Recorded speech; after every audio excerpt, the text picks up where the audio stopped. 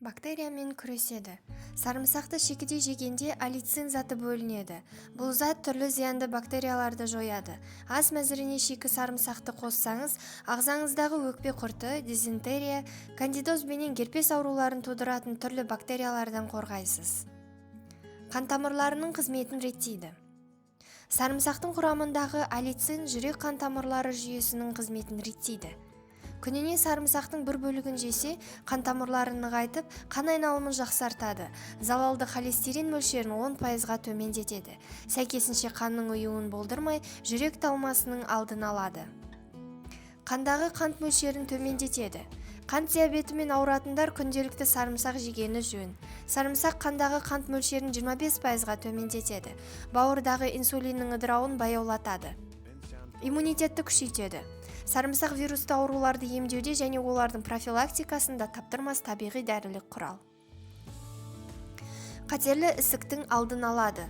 Сарымсақ құрамындағы күкірт диалил сульфиді, салилий цистин менен селен ағзадағы шлакты сыртқа шығарып қана қоймай, қатерлі ісік жасушаларын өлтіреді. Паразиттер бұл ересектер менен балаларда кездесетін ауру. Оны тудырушы аскарида, яғни ішек құрты. Ал сарымсақ ішек құртымен күресудің табиғи әрі тиімді жолы. Ас қорыту. Сарымсақ ас ішек жолдарына өте пайдалы.